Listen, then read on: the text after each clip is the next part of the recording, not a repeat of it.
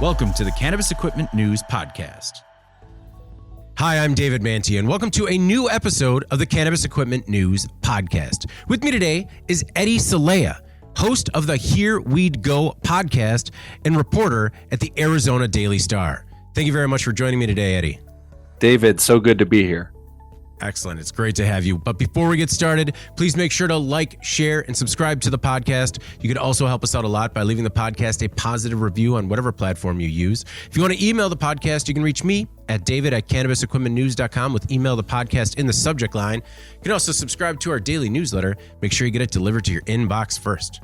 So, Eddie, I always like to know a little bit about how people got involved with the cannabis industry. So what was it that brought you here? I guess my first involvement with the cannabis industry was with the black market back when I was about 14, 15 years old. But if we're talking getting into the kind of profession, the industry that is cannabis, it really started back in 2021. I actually was interviewing to be a food writer at the time. And the editor of kind of our arts and life section of the paper during that interview said, "Hey, I mean, do you have any sort of background or experience with cannabis?" And of course, this is during the deep pandemic. So we were doing something similar to this basically for our interview. And my bong was right under my desk. So I was thinking at first, is this some sort of trick from HR to kind of, hey, he's in an interview right now, let's see if we can get him to admit. But that ended up turning in from a food writer interview into a cannabis writer interview. And that's how I initially got to covering the industry here in Arizona. Okay. I mean, did you have the same background? Because, I mean, it'd be the same flag. Yeah, it was pretty much me just kind of creating this beat on the go. Yeah.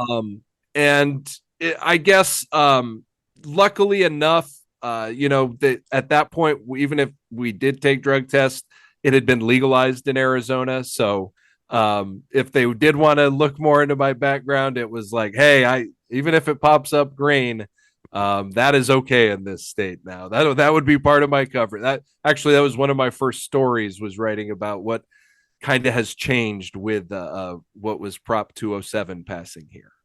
Well, I find that really interesting, because you got to sort of blaze the trail of an entirely new beat. What was that like? At first, it was really scary. Before then, I had been in the opinions page and I had done breaking news. And those are all kind of like, hey, some news is happening, so you cover it sort of thing. In the cannabis industry, there was news happening. It's just that it wasn't kind of presented to you. I had to go out there and kind of find it.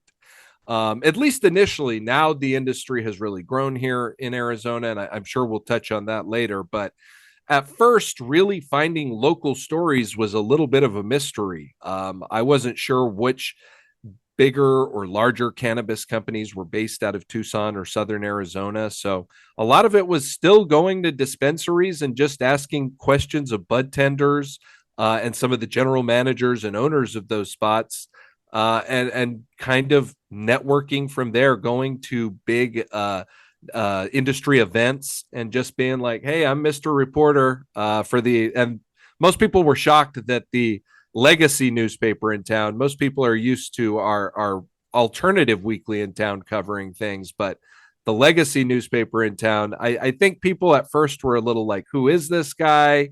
But I've really ingratiated myself, I think, into the community, and that's where most of my tips and stories come from, are from people here locally who reach out and like, Eddie, you need to be talking about this. So that first few months of really digging and establishing sources has really paid off now, to where 90% of the stuff is people reaching out to me. Mm. Were people at first apprehensive to talk to the big media? A little bit, because, and I think a little bit of it was some of the issues I chose to cover at first, along with legalization here in Arizona. there was something called an expungement process, and some states have this and some states don't. And I thought, I mean, hey, it's great that everybody is able to go out and ostensibly get some weed at their local dispensary, but for people who have had charges on their on their record, this is something that's a life-changing event, and that they can expunge. They have the ability to expunge many of these charges. Is just super cool, and I wanted to cover that. And then once you start talking to folks, it's like, oh, like they don't really want their names used because they've they've already been through so odd a long of a time where their name was associated with cannabis, and that was treated kind of like pornography by folks who are looking at credit or looking at housing or looking at jobs. And I did get a little bit of pushback from folks who were like, I think my story is worth telling. I can't really give you my name for it, sort of thing.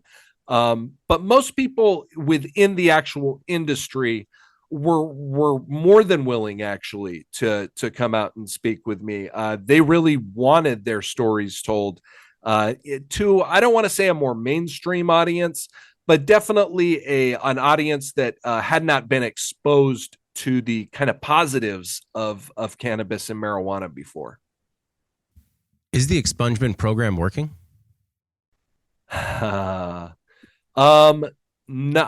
Not as it was intended to. If you talk to the advocates, both who are funded by some state dollars and those like NORML, the kind of the usual suspects, they'll tell you that there are, near in the hundreds of thousands of folks who have small time charges on their records just here in Arizona.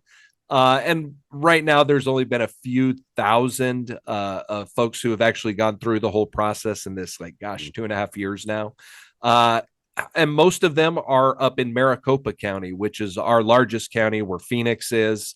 And their process of kind of going through that expungement, I guess you will, suite of cases, is really expedited compared to everybody else. There's been some question in the language used when this bill was passed, what's actually required for the person who has the charges on their record. What do they need to produce or procure in some cases about their case, or to really be justified. Some folks up in Maricopa County, the actual county attorneys are helping actually provide some of the paperwork, because some of these cases from the 70s, 80s, and even the early 90s either has been lost or is hard to find, or in some cases they don't specify, even though it was only 1/8 of marijuana that was found on somebody, or some paraphernalia. In some cases, the arresting officer would only write marijuana found and not really have an actual grammage amount or total amount. And some prosecutors see that as, well, hey, like that could mean anything. That could mean, you had like pounds on you.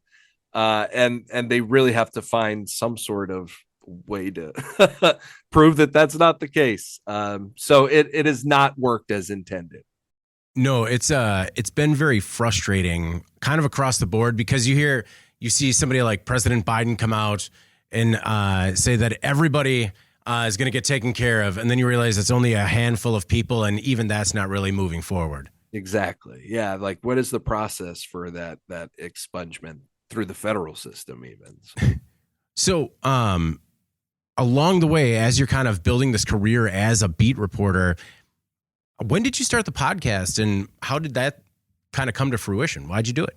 So the podcast kind of came 8 months, 10 months later from when the beat started. Okay. And the impetus for the podcast, number one, was it was kind of a meeting of the minds of, hey, I had this idea that, like, hey, we we should do something just through our newspaper, the Arizona Daily Star, to get this out there. And because I was thinking digitally, I was like, hey, maybe it could be a podcast. I didn't have a name attached to anything or anything like that. And at that same time, there was a move by Lee at the time to really push podcasts, both locally, and they were looking for national topics. And they figured, hey, like, we don't really have anybody who covers cannabis at a national level and doesn't really ask these national questions. Hey, you there in Tucson, you guys have a local guy. Is that something that maybe he'd be interested in? Okay. And so over the course of about 2 or 3 months, there was I pitched some ideas, just as far as like sort of guests I would want, the sort of topics I would want to cover. And we ended up working out, should we do it bi-weekly, weekly? At first it was a bi-weekly idea. And then it eventually was like, hey, I've got a ton of people wanting to talk to me. Let's just do it weekly. But the idea for the name ended up coming about like 2 or 3 weekends before it was like ready to go live. I was still kind of like, what do I want to do here? And I was watching The Dark Knight Rises, and there's that moment where the Joker says, "Here we go," and I was like, "Oh, wait a minute! Like that would be a good little pun." It kind of embodies like what the industry is doing, like it's really taking off. I think it also kind of spoke to the ethos of like, hey, man, like this is kind of an experiment here for a legacy newspaper to be doing something in the cannabis space. So here we'd go. It maybe not the most creative pun in the industry, but it has worked and people remember it. So If for nothing else, this industry is just great with the puns. it is. It's like Thai restaurants. Thai restaurants always have great puns, like tied up, or like the tricycle, where they're instead of a tricycle, sort of like there's some great ones. Oh my goodness! I at a restaurant, the tricycle. Yeah, The tricycle with 5 stars. I don't know. That sounds like a dicey evening for me. right? Like yeah, like So you've been doing the podcast for a while. What are the episodes that stand out to you where not only did the guest kind of shock you, but you thought that you kind of really it had something to put out there in the industry and your community and make a little bit of change? I've got a few of them. The first one was she is a dispensary operator here in Arizona for the Giving Tree dispensaries, Lilac Mazur. On top of being the CEO and president, she also has started a few of her own brands. And one of those brands was these THC pills that were designed and marketed to women to help with menopause symptoms. And that was to me, it just blew my mind because I have just always thought of cannabis as like, hey, something to relieve my day from all the stress or to start my day, to get rid of the potential for any stress. And it was the first time I ever thought like, wow, like this really can be marketed to people in a health and wellness sort of way, as well as medicine. It's always been medicine. It's always had a medicinal quality. But for me, I'd always kind of associated that with like terminal cases or pain, and not so much with like women's issues. And this was like, oh, wow, like that this is a whole new world of products that I had no idea even existed. And this is like for 50% of the population. So maybe I need to start looking into the industry in a little bit different way. So that really changed my like perspective of what cannabis could do and could be. And then I also spoke with Ric Flair. And getting the interview was like a month-long process. Like at first he was going to be down in Tucson, then he wasn't. Then it was going to be a Zoom interview. Then it was like, why don't we do it in person? I can come up to Phoenix to meet him. Then it had to be like, what time, where in Phoenix? But we finally met in his hotel room. at the Clarendon Hotel in Phoenix, which is a cannabis friendly hotel. So he came in with his wife and I guess daughter, who are about the same age. But they were just having a great time with their whole entourage. And it was just kind of like me sitting in the corner, like, hey, when you guys are set up, Rick, I'd love to talk with you for 15, 20. And it was just really cool to kind of see the legend and see him. He had like a button down shirt that was like 3 buttons down. So he's still got the chest hair and everything.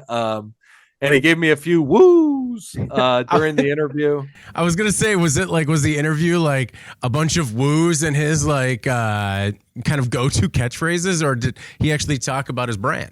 A little bit of the showman, of course, but we talked a lot about his brand, but a lot about just kind of like how he came to cannabis. I was thinking like, oh, maybe he had smoked it throughout his career, but that was really not the case. He had been on, opioids and painkillers for the longest time. And it wasn't until I think it was the late 2000s that he was really introduced to cannabis. And now he is a huge proponent and warrior, if you will, the ultimate warrior for cannabis as an alternative to those sort of pain medicines. And just hearing his journey was very cool, which is it's always cool, especially with folks who you would think like, hey, like this is something that I would think that you're into your whole life, and they surprise you and they're like, we always thought of it as like, it was fine to booze and do pills, but like cannabis, they test for that sort of thing. And to hear about his like kind of recovery and just being able to get his life back, as he put it, was really, really heartening and really cool to hear. That's one thing about this industry that continues to blow my mind. The different phases of individuals' lives when they come to cannabis. So you say you started dabbling when you were like 14, 15. Have you always had a relationship with cannabis since then? Like that 14, 15, it was really like sporadic. And not until I would say in my like mid 20s, early, maybe early to mid 20s, did I really start partaking in it on a daily or near daily basis. It had always been something that had been like associated with like parties and good times and hanging out for me. And then I went through a period in my 20s where like I wouldn't call it a depressive episode because I was never diagnosed with that, but I had what they would, I guess, in the 1800s call melancholia, where I just didn't know what I wanted to do. Figured I should have been in and had graduated school, and I had done neither of those things by that time. And cannabis to me, like, kind of relieved those like that nagging little questions, like, why aren't you doing this? Why aren't you doing that? And kind of helped me through that. And I think helped me make me a little bit more positive of a person in a situation that I didn't want to be in at the time. But it helped me persevere and keep going. And it's something that I would never call it like, oh, my medicine that helped me through, like, like the stories we've been just recounting. But it definitely is something that I rely on and think of as a kind of a mood booster. Is there anyone else in your life that uses it either for therapeutic use or as a mood booster? It's funny because up until I really got into this industry and legalization in this state, both of my parents were very like, like you shouldn't really be using, you shouldn't really do this. And now they are both not daily users, but partake, whether it be in edibles or using it as balms for their aches and pains.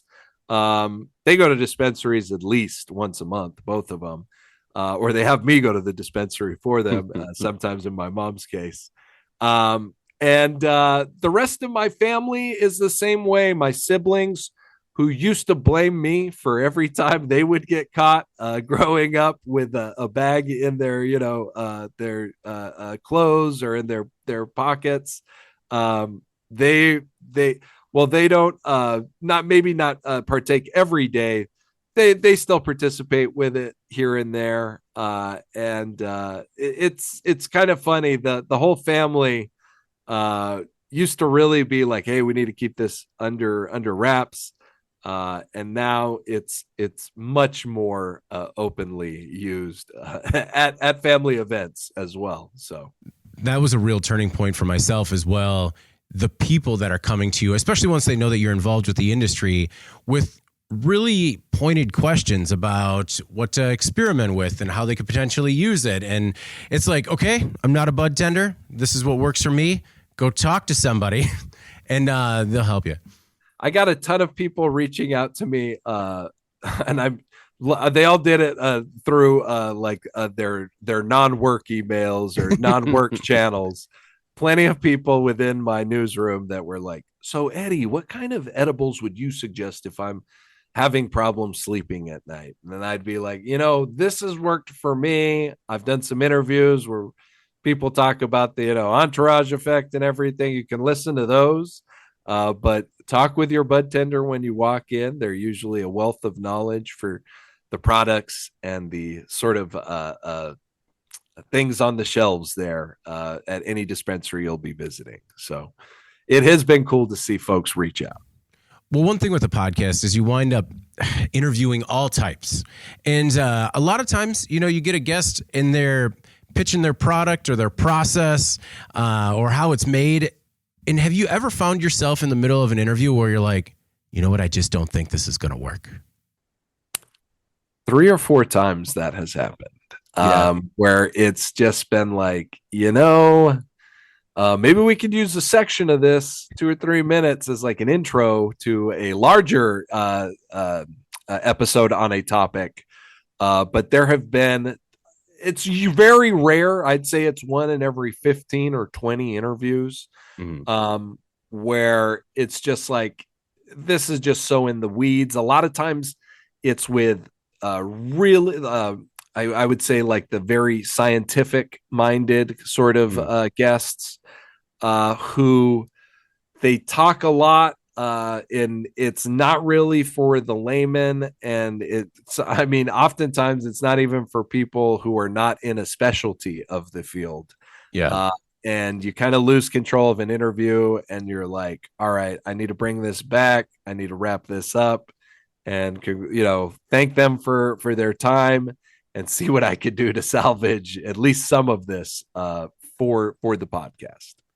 So you've been covering cannabis in Arizona for the better part of 2 years, if not 2+. How would you describe the state of the cannabis industry in Arizona right now? I would say that it is positively fragile. Right now, you see it's not a month over month growth, but there is a trend towards growth in sales and tax revenues collected from the recreational side of the program. That has grown steadily.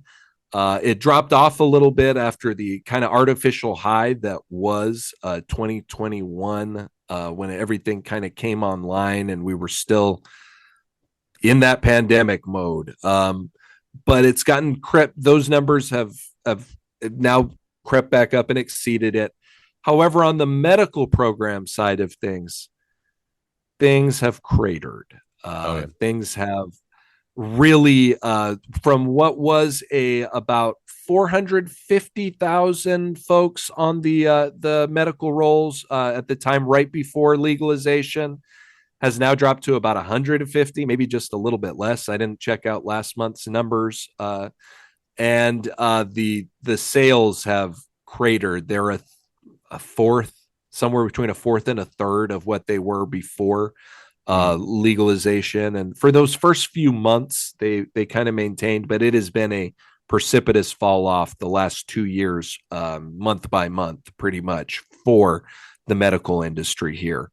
What that means is you're seeing a lot more folks who are going in Recreationally, you can't buy as much cannabis to be it's a what is it, a not a pound and a half, a ounce and a half limit for recreational sales, and it's 2.5, I believe, for medical sales.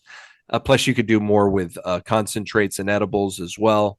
So you're not seeing those big, huge buyers as much. The whales are not coming in as much, but really those daily or commonly common customers who come in just looking for like an eighth or maybe an ounce in it to last them 2 weeks, sort of thing.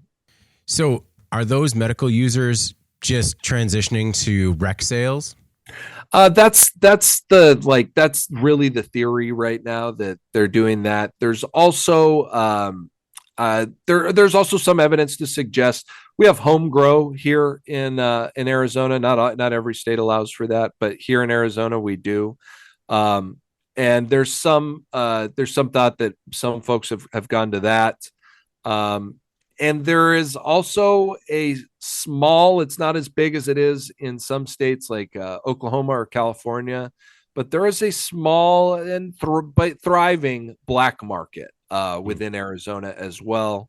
And there's some evidence that folks may have transitioned to that as well. But a majority of them probably were just like, hey, most of the products now are geared towards recreational customers. Some of the licensed dispensaries now, even if they started as a medical dispensary, they've decided we're just going to go to all recreational sales, and they just don't even honor the medical program anymore. And that's supposed to be when you have a medical card, that allows you for more purchase as well, but it also exempts you from the state's 16% excise tax. So that's what I thought. I figured that the tax would be enough of a bump to get people to stay in that program, but I guess maybe it just comes down to convenience. Yeah, it's just a convenience factor, and like I said, I've heard of more than a few dispensaries that have just kind of gone away from their medical programs. They just have so many recreational customers that's who they're going to cater to. Okay. Have you ever tried to grow at home? I have not. People in my family have. I will keep the members of the family secret. But people in my family have, and it's been a mixed bag. The first time this person ever grew it, some of the best cannabis I've ever smoked. And since then, it's kind of been diminishing returns. But it is definitely, I would say it's worth it. I didn't have to grow it, but I would say that the person who grew it would say it was worth it, because it produced about 2 ounces of cannabis, and that lasted for that person a good 3 months. So no, it's I feel like it's been a real mixed bag with people in my circle that have grown, between the people that have the patience to fine tune it, and when it works, it really works in terms of high yield, and then there's the other half where just have that brown thumb, and it's just not going to work no matter how hard they try. I know if I tried, I would kill that plant within 4 to 5 weeks. I would water it too. I just don't know, man. There's so many variables, and I've always been good with words, numbers, and science. Like, I could tell you about it, but I can't do it, Yeah. So yeah, we continue to kill a lot of succulents in our home. And when we have plants that need like almost zero maintenance, it's just not for us. Just not for us. Totally get it. So, I want to talk a little bit about the black market too. So has that seen a resurgence ever since legalization? And is that as a result of pricing? I don't know if I'd call it a resurgence. I would say it kind of never went away. Okay. It's definitely not at the same scale, like I said, as like the Californias, and we haven't seen the influx of stuff coming over from California as bad as you see in Nevada either.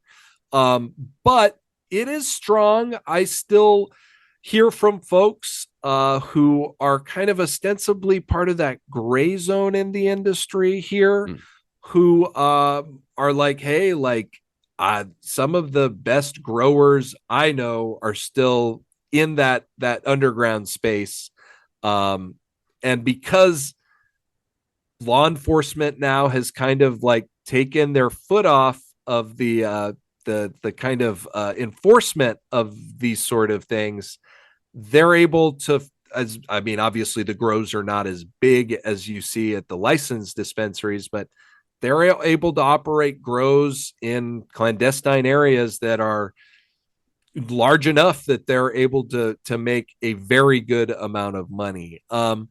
I don't know what that translates to as far as like what they're taking percentage wise away from the industry.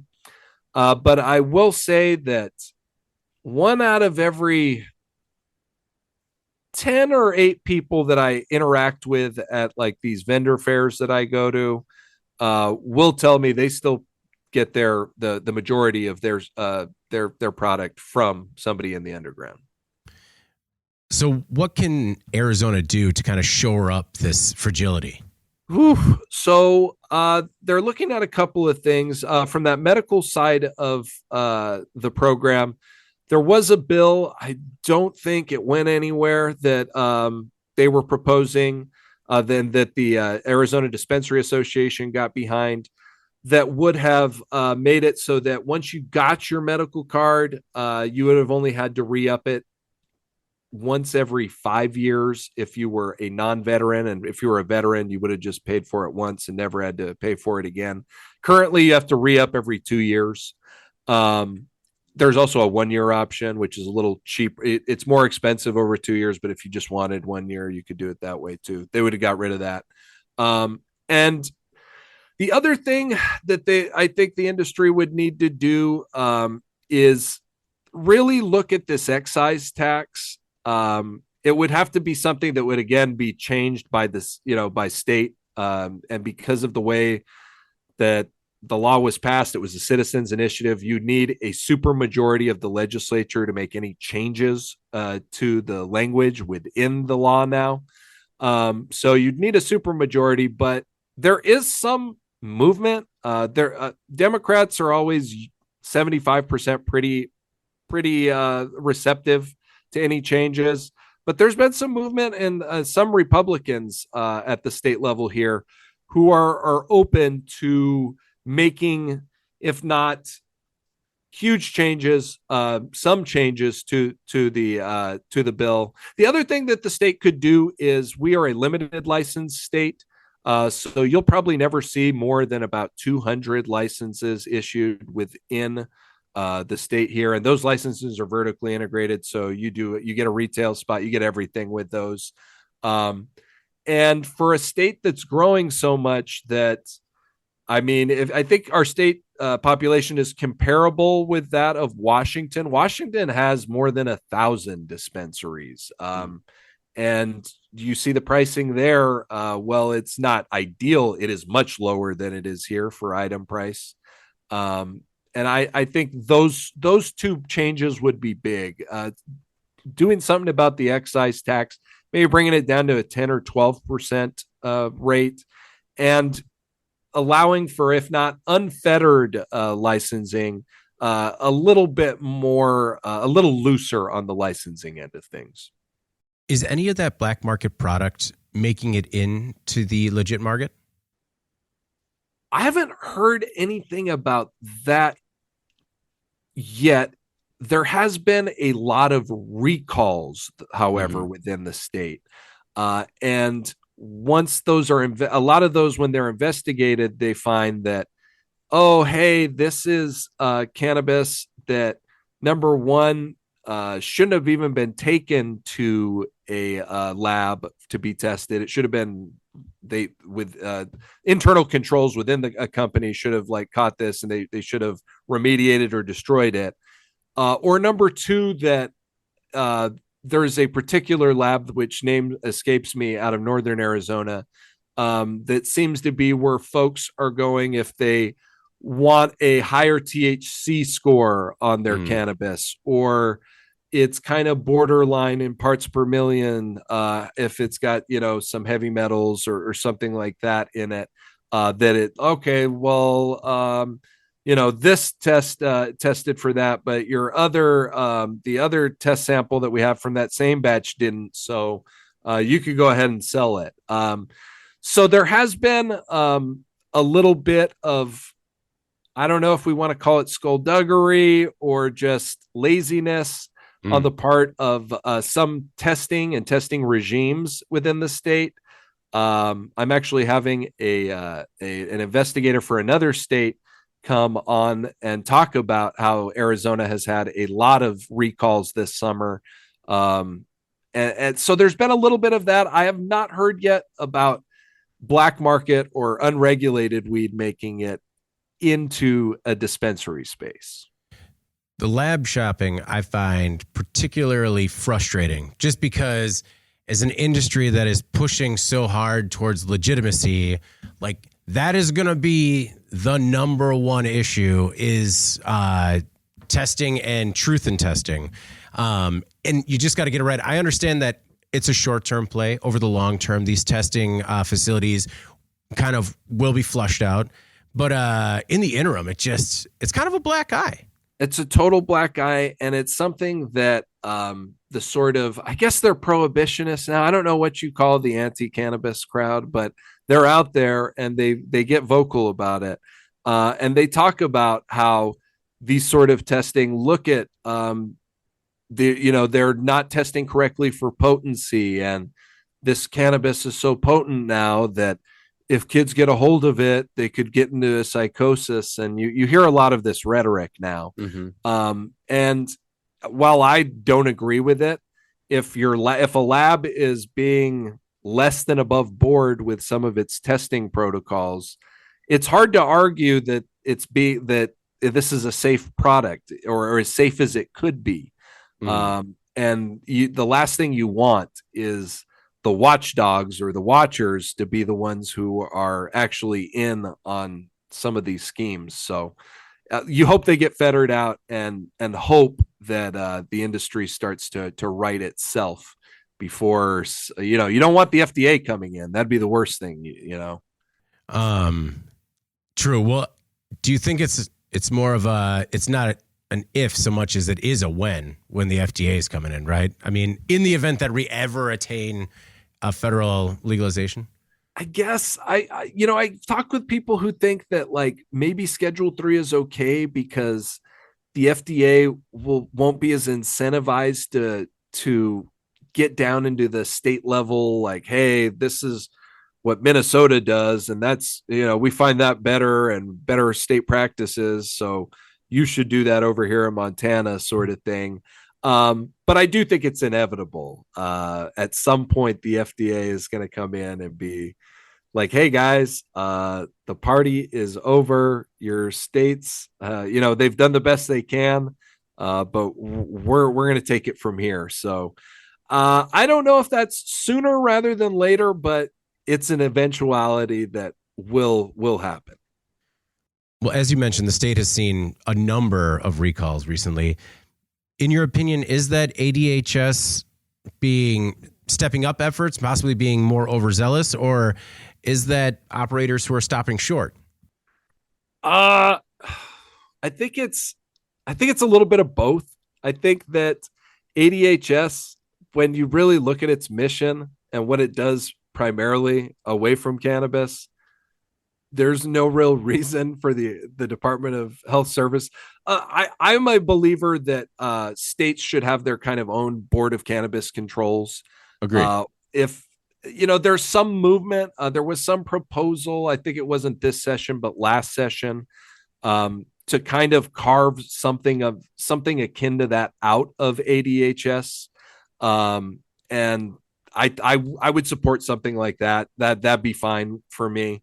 A lot of these guys who ADHS have as like going out and looking, they're also going out and looking at restaurants, and this is just such a totally different thing. I guess maybe maybe it's a little bit closer to like what the state does for liquor licenses or liquor licensing.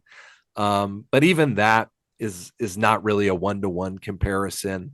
And at the same time, though, to this issue of recalls, there are some operators who they're willing to push everything right to the line. And maybe now with 1080E, folks being removed from that and the marginal tax rate not being between 65 and 75% for some of these companies, maybe they won't be as incentivized to push that line as far. But there are definitely still licensed operators here who they're about that dollar, baby, and they're willing to do a lot to make it. So, well, and it's incredibly competitive. You got to do everything you can. You've only got 200 operators, So if there's some belief in me that like more operators would make this less, of an issue. But there's that other, side of the coin where it's like now you might open it to more bad actors. But it's that competition, man. It really is. So I recently had another conversation about what is it going to take to get these underground growers or legacy operators that are kind of the legacy brain trust and pull them into the legitimate market. And, one person just flat said, you got to pay to get them on in more sort of like into the C-suite and management roles. Do you see that happening, or do you have any other ideas as to how to pull sort of that tribal knowledge out of the legacy market and into the legitimate market? So one person who she kind of has 1 foot in the legacy market and 1 foot, she is a grower also for a licensed dispensary as well. So she's kind of opening herself up to a lot of scrutiny there. But for her big issue was like, I want to actually have some ownership. It's great to be, a head grower or one of the head growers at whatever company here in Arizona. But, the pay is okay. It's not what I feel I should be making. And if I had a field of my own, which she does, I can make more that way. What she ended up doing was she ended up going to New Mexico with where her partner lives, and they got a license there because the license process is not nearly as onerous as it is here in Arizona. It's not a lottery, so it's not just a luck of the draw, and the barrier for entry financially is not as high. So part of me thinks offering these folks a legitimate chance to like, hey, like, we're not going to really look too much into your social equity background. If you've got it, that's great too. We've got that sort of program. But you say you've got some experience on the growing end and the legacy end of things. Let's, maybe that it could apply to the retail side of things too. So I think giving these folks an option to like, hey, come on in, give it a chance. Let the free market decide. Maybe, you're the best at growing this sort of stuff. I think having options like that would be big for these sort of folks who, again, sometimes have charges on their record that would scare, if not legacy corporations and some MSOs away. Yeah. No, I think that's interesting, though, that I guess I don't know how you necessarily prove your legacy credentials, but, you kind of come in and say, hey, listen, I know what I'm doing. And if there is some sort of method of being able to sort of turn over a new leaf, I think that's interesting. See, it's all puns. It's all puns. It is. All of them. They just smoke their way in, so. But I like that idea of, maybe stepping outside of the lottery system and licensing people based on their history of work, let's say. Yeah, I think that, with folks who, if they've been doing it, it's not necessarily something you can put on a resume that like, hey, Philip Morris. I was a grower serendipitously up in the the Green Triangle of California for years. But there has to be a way for folks to like be able to be recognized, like, hey, like I have put in the time and effort within this community. Um, you know, talk to people that know me. Yeah. I can do this. Some sort of referral based plus what their record says. And for this person whose story I'm recounting for you, I can't wait to see what her dispensary looks like over in New Mexico. And I believe they'll be opening in December or January of next year. So yeah, that'll be cool to see. Another cultural event that you've covered recently is the Stoned Cafe and Event Center. And I really like the idea, this opportunity for cannabis friendly venues. Is this the only venue in Arizona, or is there been sort of a groundswell of cannabis friendly venues? So there are 2 in Tucson, and I believe 5 or 6 up in the Phoenix area. And while these are cannabis cafes or consumption lounges ostensibly, they differ a little bit from what you see in a Nevada or California, where those are licensed through either the state or locally, depending on what their license structure is. In Arizona, these are private clubs. So it's essentially like a bar with a cover charge. And you can pay, like, if you're just going in for the day for like an event, you can pay that event's cover charge to go in. Or if you're a member at one of these places and they have, a $25, $50 membership, a yearly membership or a monthly membership that you can pay, you usually get into those sort of events for free or for a discounted rate. And these events are usually huge. And these event spaces, even when they're not holding events, you usually have a ton of people just meeting there, playing board games, drinking cannabis cocktails that they might have that they're making there. There's no selling or trading of weed, but there can be free giveaways, or donations made. But you won't. It's they're even the one that is tied to the dispensary. You can't do any sort of sale there or anything like that. You have to go into the dispensary and actually buy the weed. So that's how those in Arizona differ from what you're going to see in Nevada and California. I think Michigan has them too. But they are great meeting spaces. Some of my best friends, both inside and outside of the industry, that's where I hang out with them at. And I really compare it to like a bar, but it's just based around the consumption of cannabis. Interesting. What's the vibe like compared to a bar? A little smokier. A little bit more 1980s when it comes to like the actual like visual haze and the haze and everything. Yeah. But really similar. People just kind of within their own little like cliques or groups. There is at both of these locations a physical bar that you can belly up to, and you can, if you brought your own, you can make your own little cannabis cocktails. They've got CBD stuff that they sell as well. I would say that they're a little bit more chill than your local bar. You're not going to get as many fist fights, that's for sure. I don't think I've ever heard of anybody fighting at any of these. There's a lot more comfortable cushioned seating than you see at most bars. Fair. That's fair. Well, Eddie, thank you very much for taking the time with us today. I really do appreciate it. I want to make sure, before we get out of here, is there anything else in particular that you want to make sure the Cannabis Equipment News audience knows either about yourself, your podcast, or your work with the Daily Star? Just keep looking for my podcast, really anywhere you can stream your podcast. It's Here Weed Go. You can look for all my stories at TucsonMarijuanaGuide.com. That's part of the Arizona Daily Star's suite of, websites.